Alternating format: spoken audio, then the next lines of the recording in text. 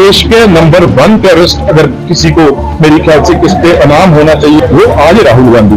राहुल गांधी इस देश का नंबर 1 आतंकवादी है। माझं आव्हान आहे की या राहुल गांधीची जो जीप छाटेल त्याला 11 लाखाचं बक्षीस मी माझ्या वतीने त्या ठिकाणी। कांग्रेस सांसद और विपक्ष के नेता राहुल गांधी को लेकर बीजेपी के नेता और उनके सहयोगी दल के नेता विवादित बयान दे रहे हैं। इन बयानों से कांग्रेस के बॉस मल्लिकार्जुन खड़गे भयंकर नाराज हो गए हैं। उन्होंने सीधा पीएम मोदी को खत लिख दिया है। खड़गे ने खत में लिखा है कि राहुल गांधी के खिलाफ की गई टिप्पणियां न केवल अपमानजनक हैं बल्कि हिंसा को भी बढ़ावा देती हैं। खड़गे ने इस मामले में पीएम मोदी से दखल देने की अपील की।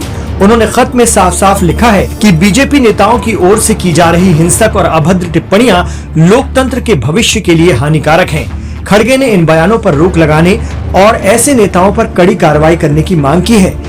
लोकसभा में नेता प्रतिपक्ष श्री राहुल गांधी जी के खिलाफ बेहद अपमानजनक, हिंसक, अशिष्ट बयानों की तरफ उनका ध्यान खींचना चाहता हूं। भारतीय जनता पार्टी और उनके सहयोगी दलों के नेताओं ने जिस हिंसक भाषा का उन्होंने प्रयोग किया है और कर रहे हैं, तो इसके लिए मैं इसका खंडन करता हूं और ऐसे जो घातक शब्द है और जिससे जनता पार्टी के कार्यकर्ताओं को एक प्रोत्साहन मिलेगा, इस ऐसे बयानों से केंद्र सरकार में रेल राज्य मंत्री, भाजपा शासित उत्तर प्रदेश के मंत्री, लोकसभा में प्रतिपक्ष नेता राहुल गांधी जी को नंबर 1 आतंकवादी कह रहे हैं।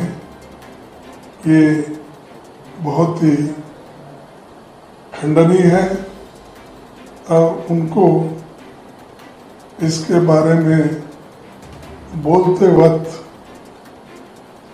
थोड़ी सी अपनी जबान कंट्रोल करके बोलना चाहिए। खड़गे ने जिन बयान का जिक्र अपने खत में किया है, चलिए आपको वो भी सुनाते हैं। देश के नंबर 1 टेररिस्ट अगर किसी को मेरी ख्याल से किस पे इनाम होना चाहिए पकड़ने के लिए, या देश का सबसे बड़ा दुश्मन जो जिसको मानना चाहिए एजेंसीज को, वो आज राहुल गांधी है। राहुल गांधी इस देश का नंबर 1 आतंकवादी है। क्योंकि वो इस देश को डिवाइड एंड रूल, अंग्रेज मर गए औलाद छोड़ गए। या राहुल गांधीने हे जे शब्द बोलला की आम्हाला आरक्षण संपवायचं आहे, माझं आव्हान आहे की या राहुल गांधीची जो जीप छाटेल त्याला 11 लाखाचं बक्षीस मी माझ्या वतीने त्या ठिकाणी। इन बयानों का जिक्र मंगलवार को गृह मंत्री अमित शाह के प्रेस कॉन्फ्रेंस में भी हुआ, जब वो 100 दिन का लेखा जोखा लेकर आए थे। इस दौरान अमित शाह ने कैसे सवाल को टाल दिया, देख लीजिए। केंद्रीय मंत्री रवनीत बिट्टू जी ने प्रतिपक्ष के नेता राहुल गांधी को आतंक, आप पॉलिटिकल सवाल की दिशा में न जाइए, मैं दृढ़ता से नहीं जवाब दूंगा। बार बार कहना पड़े अच्छा नहीं लगता। देश के नंबर 1। हालांकि इन बयानों को लेकर कांग्रेस की सुप्रिया श्रीनेत ने जमकर निशाना साधा था और बीजेपी के नेताओं को नफरती चिंटू बताया था। राहुल गांधी को जान से मारने की धमकी सुनकर चुप रहना नामुमकिन है, क्योंकि मुझे भाजपाइयों पर रत्ती भर भरोसा नहीं है। इसीलिए वक्त है डटकर इनका सामना करने का, क्योंकि इनका जो इतिहास है वो बहुत काला, बहुत घृणित है। ये वही लोग हैं जिनकी आरएसएस ने महात्मा गांधी की हत्या करवाई थी। ये वही लोग हैं जो हर साल महात्मा का पुतला बनवाते हैं, उस पर गोलियां चलाते हैं। ये वही लोग हैं जो सुबह से शाम तक इसी फिराक में घुमा करते हैं कि कहां पर नफरत फैलाएं, कहां पर हिंसा भड़काएं। और इन सबको नरेंद्र मोदी की मौन स्वीकृति हो, स्वीकृति हो क्यों ना, नरेंद्र मोदी भी तो आरएसएस की नफरत की उसी पाठशाला से निकले हैं। ये जो अपराधियों का झुंड है ये सुबह से शाम तक इसी फिराक में घूमा करता है कि कहां पर दो समुदायों को टकराया जाए, कहां पर उनमें वैमनस्य फैलाया जाए, कहां पे दंगे भड़काए जाए, कहां पर नफरत की आग फैलाई जाए। तो ये जो बीजेपी के गुर्गे भौंक रहे हैं ये ऐसे ही नहीं भौंक रहे हैं, ये अधेल कायर असल में डरे हुए हैं, क्योंकि राहुल गांधी ने इनके असली चेहरों को बेनकाब कर दिया है, क्योंकि राहुल गांधी ने हर जन विरोधी इनके कानून के सामने चट्टान बन के खड़े होने का मन बना लिया है, क्योंकि राहुल गांधी ने इनके सियासी मंसूबों पर पानी फेर दिया है। लेकिन अरे कायर लीचड़ों, राहुल गांधी को तुम्हारी इन टुच्ची हरकतों और शब्दों से लेश मात्र भी फर्क नहीं पड़ता है। तुम तिलचट्टे जैसी अपनी बातें कहते रहो, लेकिन एक बात याद रखना, राहुल गांधी में शेर का कलेजा है, कभी आजमाना तो आ जाना, नतमस्तक होकर जाओगे। पर एक बात और याद रखना, ये देश चुप नहीं रहेगा, ये देश मूक दर्शक नहीं रहेगा। तो नरेंद्र मोदी जी अपने पालतू जानवरों को काबू में कीजिए। इस बार आप गलत आग भड़का रहे हैं, क्योंकि आप नहीं रहिएगा, हम नहीं रहेंगे, ये देश रहेगा।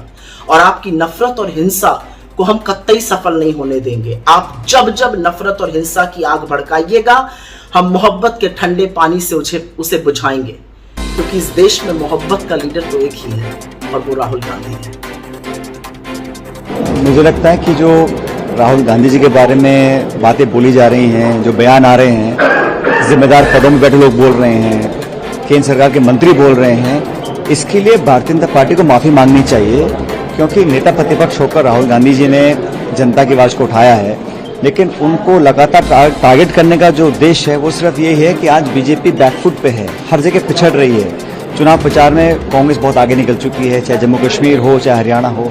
तो राहुल जी को टारगेट करने का उनका सिर्फ यही है कि वो अपनी बौखलाहट को दिखाना चाहते हैं। और मुझे लगता है कि जिन शब्दों का प्रयोग कर रहे हैं वो बहुत ही आपत्तिजनक हैं, और अपनी जिम्मेदार पद पर बैठ के लोग अगर इस बात को बोलते हैं तो मुझे लगता है कि कहीं ना कहीं ये सरकार की मंशा को प्रकट कर रहे हैं, जो बहुत ही दुर्भाग्यपूर्ण है। और इस प्रकार की भाषा का सभ्य समाज में कोई प्रयोग नहीं हो सकता। लेकिन वो कितना भी कोसें, गालियां दें, आरोप लगाएं, लेकिन हम लोग अपने रास्ते से हटने वाले नहीं हैं। कांग्रेस पार्टी, राहुल गांधी जी कमिटेड हैं जनता के लिए, पब्लिक के लिए। लेकिन बेवजह उनको टारगेट करना और जिस भाषा का जो लैंग्वेज यूज करी है, मैं समझता हूँ इस पे तो सरकार को कदम उठाना चाहिए और भाजपा को माफी मांगनी चाहिए कि पॉलिटिकल डिस्कोर्स में इस प्रकार की भाषा का वो उपयोग करने की परमिशन दे रही है। सर, उन्होंने ये भी कहा है कि ये भारतीय नागरिक नहीं है, वो अक्सर विदेश नहीं रहते। मैंने कहा ना, ये इनका एक ही उद्देश्य है। जब जब बीजेपी बैकफुट पे आती है, जब जनता उनको रिजेक्ट करती है, जब वो चुनाव लगातार हारने की तरफ जाते हैं, तो बौखलाहट में एक एजेंडा रहता है कि राहुल गांधी जी को उनको टारगेट करना है, अपशब्द प्रयोग करने हैं। हम लोग कभी भी इस प्रकार की भाषा का प्रयोग नहीं करते, लेकिन बड़ा निंदनीय है, कंडेमेबल है। और मुझे लगता है कि इसके लिए भारत सरकार को और बीजेपी